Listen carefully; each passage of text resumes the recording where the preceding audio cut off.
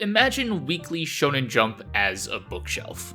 Why? Well, manga are books, and so it's a pretty apt way of showcasing the magazine and at least some of its history at a glance. And also, if I'm being honest, I wanted to flex the Blender modeling I've been learning, but this also gives us a quick way to see the distribution of manga that, at least at the time of writing this, are currently serialized. As you can see, it's quite top-heavy, with all but 2 series having started in the magazine since just 2020. I also feel the need to stress at the time of writing because, let's face it, it's Jump. At any point, a handful of these series are fighting for their lives, and there is a decent chance between the time I'm writing, animating, editing, and posting this that this lineup will be defunct. That's just the reality, and also why we're going to be going over things in a fairly broad sense, especially for those series that aren't as likely to be around in the coming months, let alone coming year.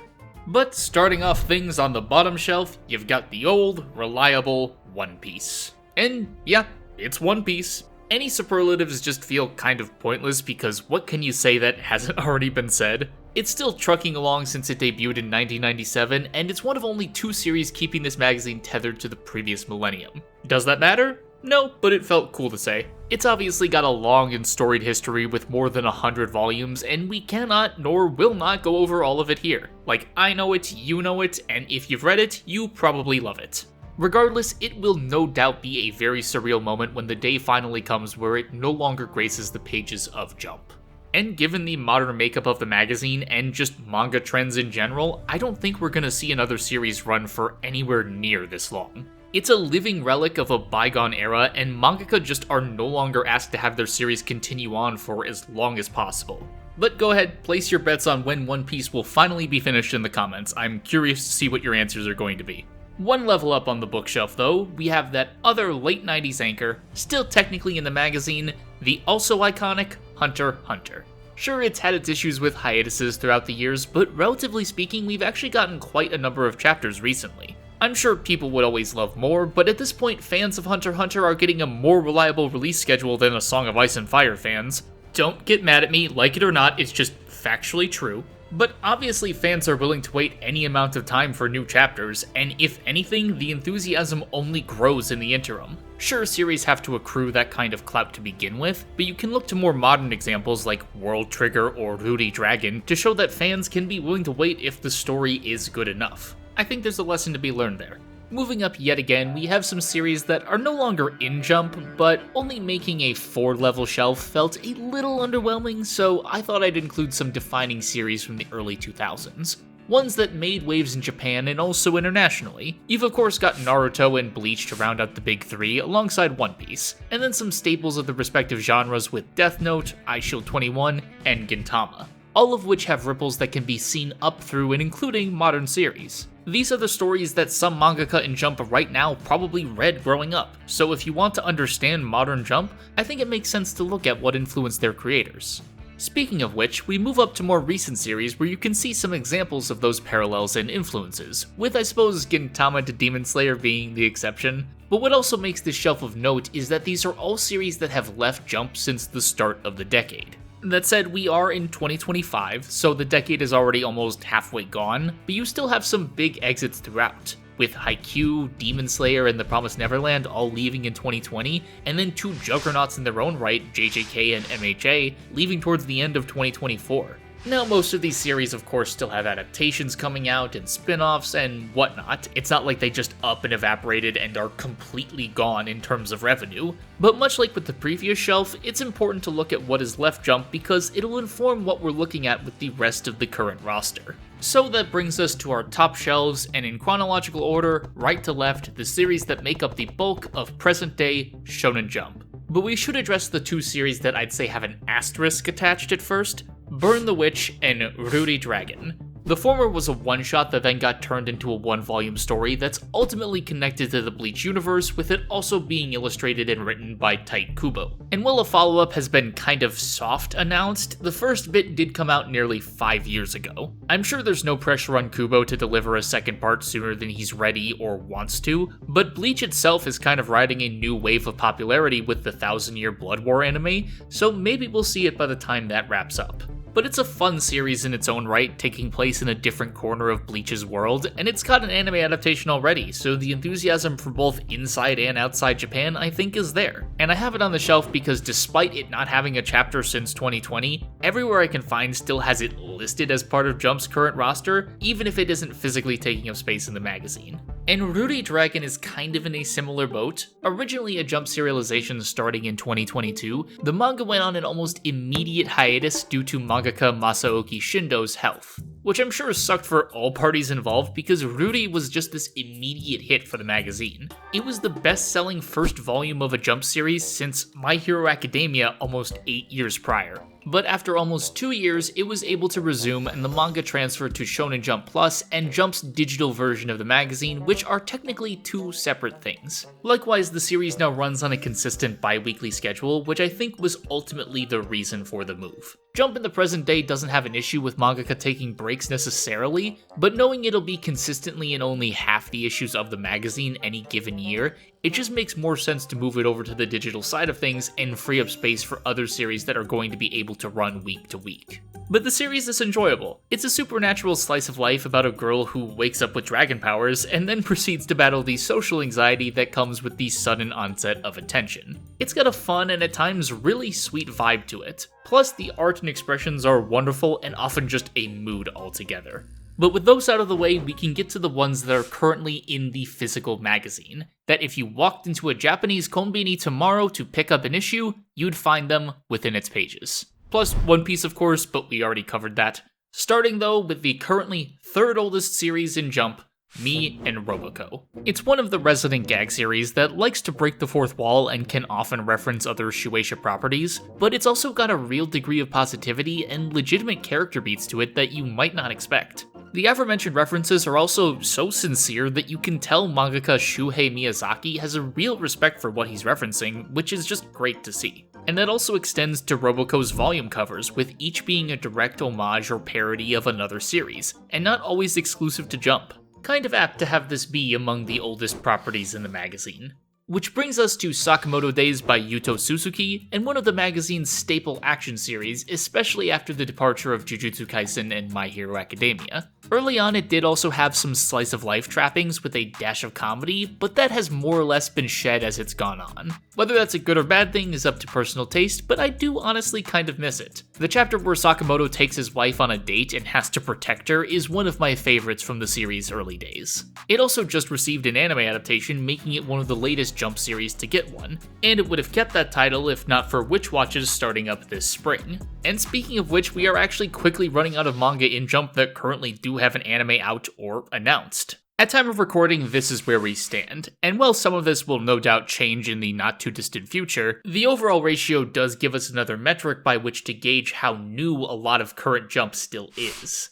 Next up we have the Elusive Samurai, and I'm actually going to pull in the aforementioned Witch Watch as well because they were a part of the same serialization round. That isn't anything crazy significant on its face, but these are two series from Jump veterans with previously successful manga. Meanwhile, the other two series that came out alongside them, I Tell C and Nine Dragons Ball Parade, both by much newer mangaka, flopped pretty hard. You might think that's a no-brainer, but past success doesn't always mean fans are gonna flock to a new series. We saw that when Kishimoto tried a foray into the sci-fi genre with Samurai 8. It didn't even last a year despite being written by the mangaka of Naruto. And we'll see even more examples later on of clout not exactly carrying over. All that's to say, I do think it's noteworthy that both veterans came out on top this batch with two very different series.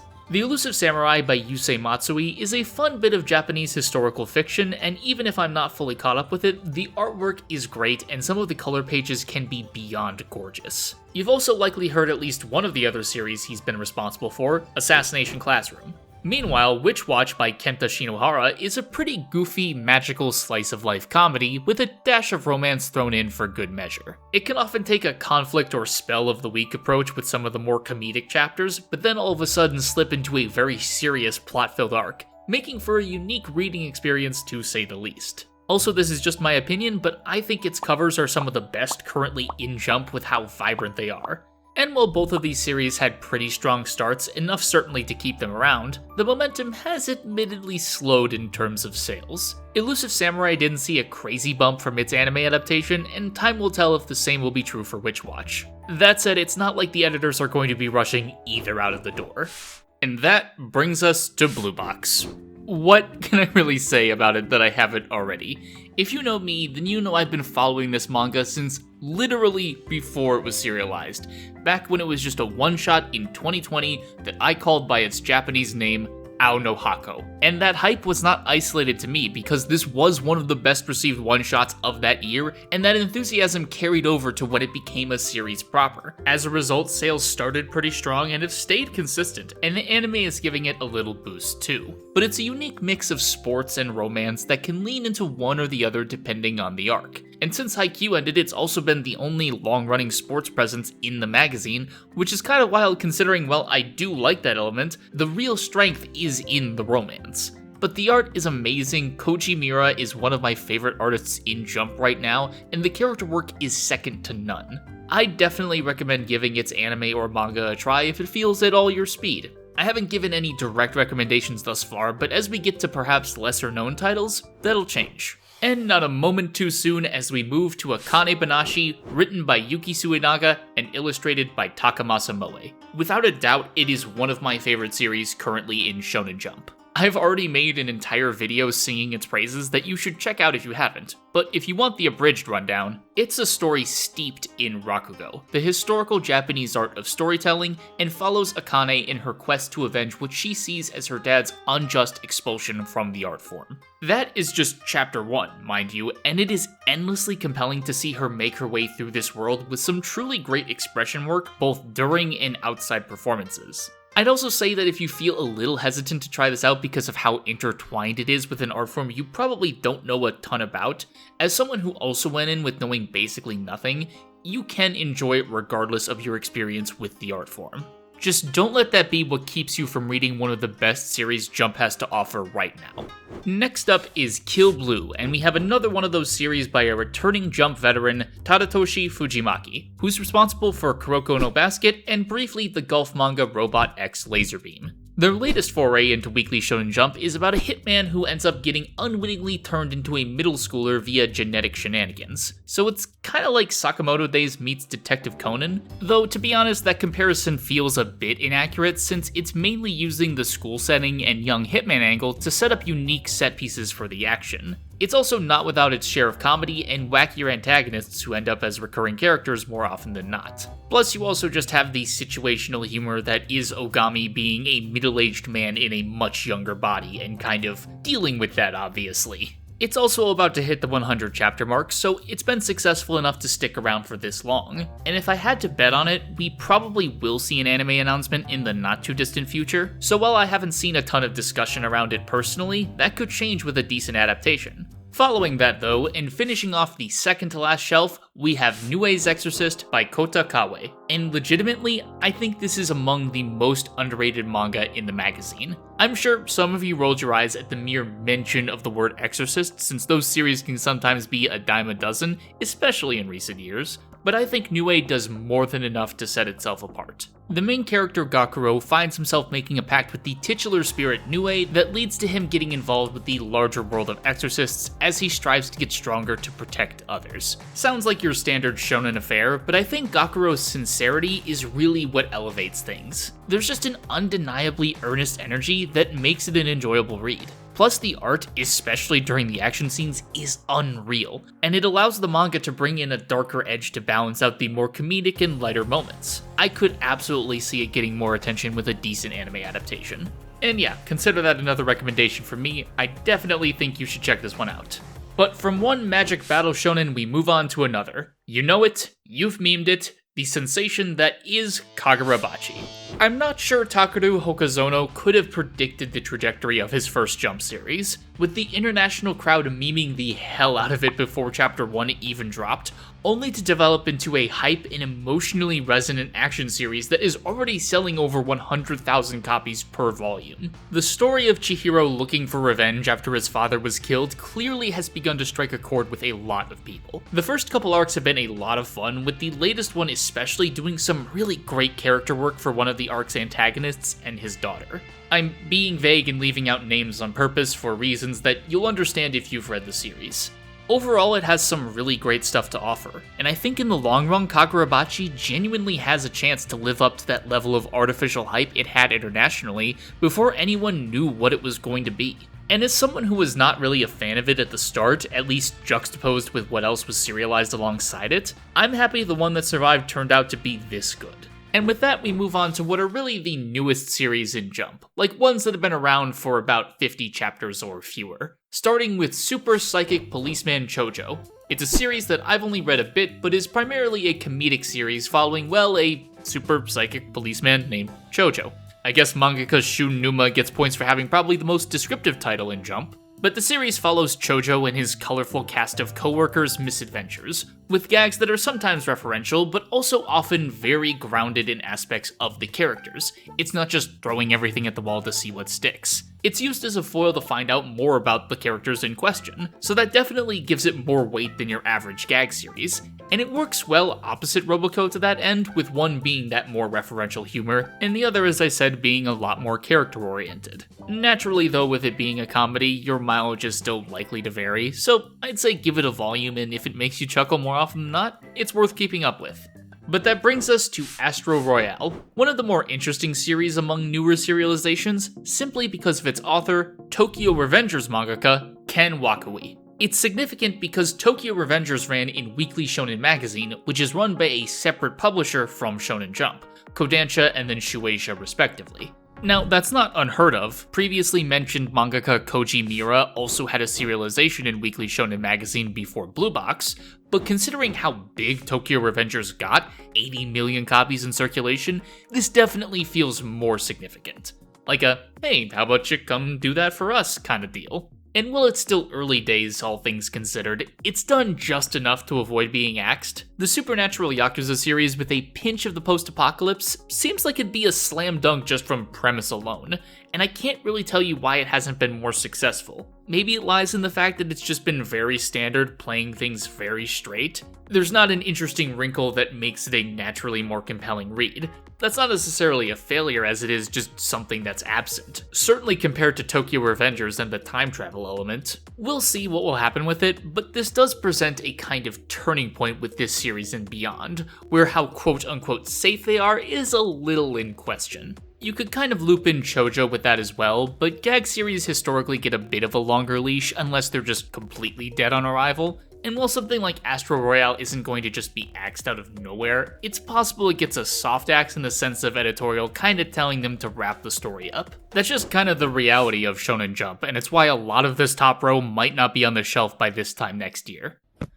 Or maybe even this time next week. Hi everyone, Editing Logan. So, as I kind of predicted, in the process of making this, it did get announced that we are getting a batch of 2 new Jump series, and Astro Royale does look like it could be one of the ones on the way out. So, I know I said this video would be out of date in the near future, but I'm not mad, it's just Shonen Jump gonna Shonen Jump.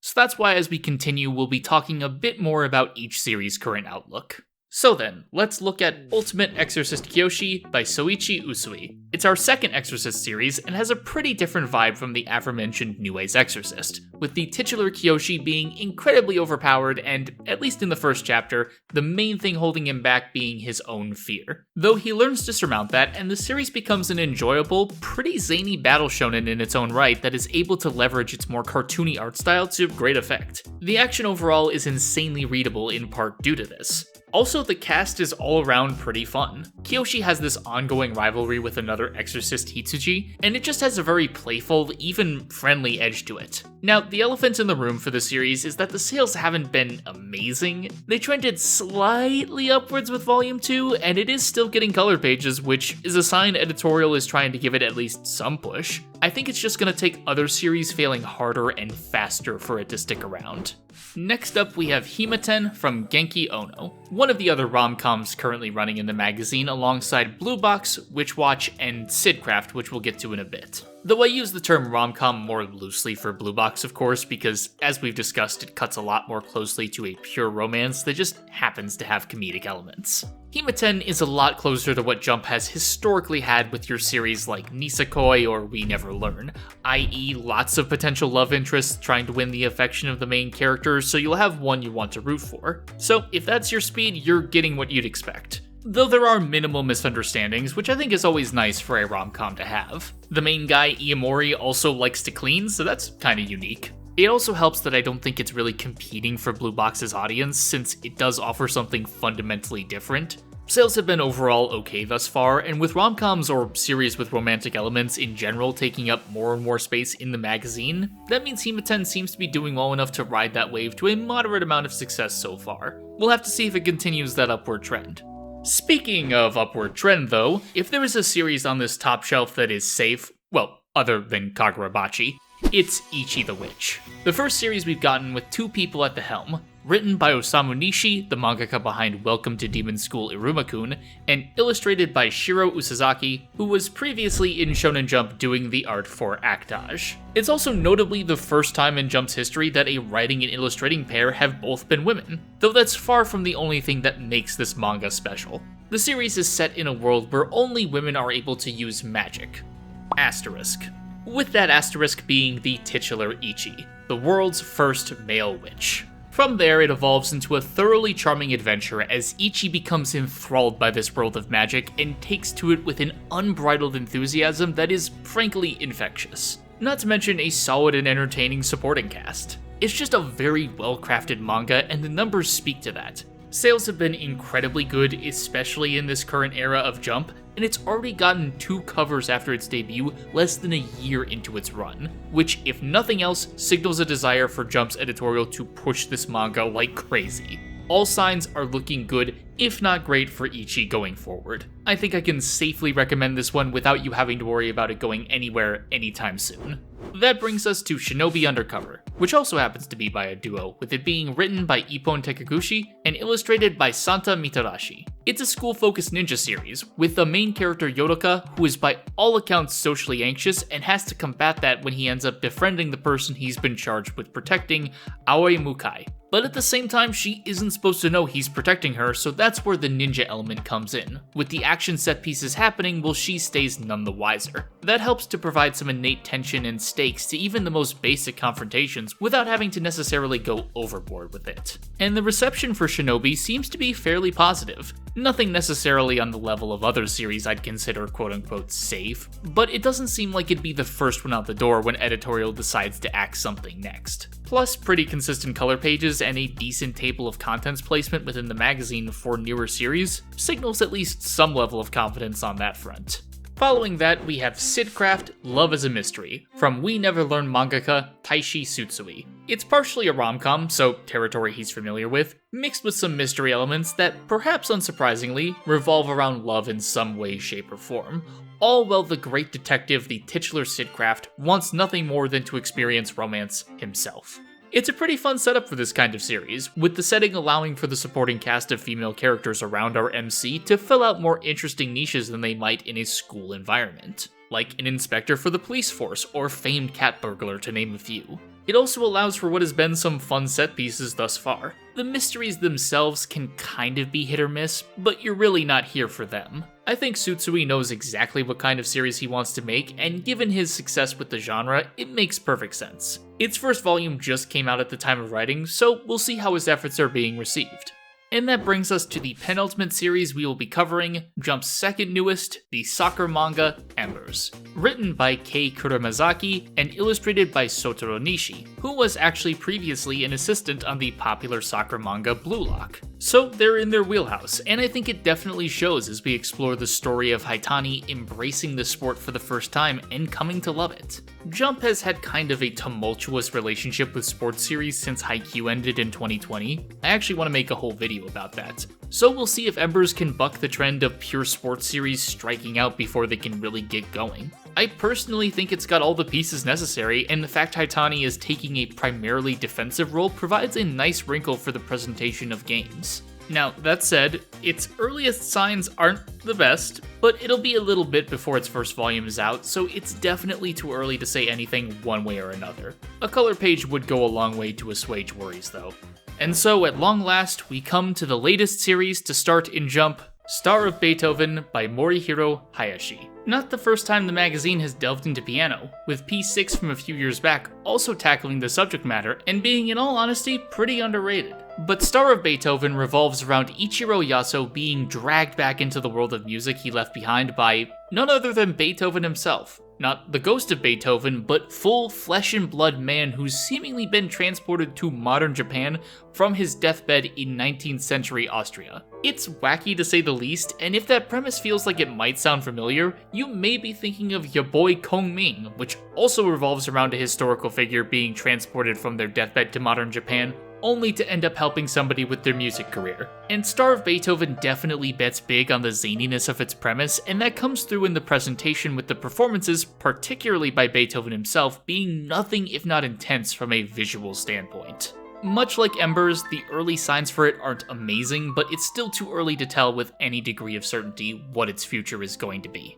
And that brings us to the end of our brief 25-minute look at Shonen Jump in 2025. As I said at the outset, this is going to be out of date within like a month at most, because Jump is just an ever-changing tapestry of stories. Not all of them mentioned here will last, let alone become a household name, but I think they're still worth spotlighting because maybe you find something new, and maybe you like it, enjoy it for however long it's around. Because that's what matters. It is also demanding as all get out to make a manga in the first place, so I think those efforts likewise deserve to be highlighted. But yeah, feel more than free to let me know if you've decided to check anything out after watching this video, and also feel free to just give me your opinions on the current state of series. Also, I talked about how I wanted to flex my Blender modeling skills, and I just want to say that everything here was done by me with two exceptions. Those being the Going Merry and the little model ants that you might have caught on the Hunter x Hunter shelf. Both of those will be credited on screen now and also will be linked in the description if you want to check out the source files. Everything else was by yours truly, either just feeling things out or following a tutorial. Until next time, thank you so much for watching.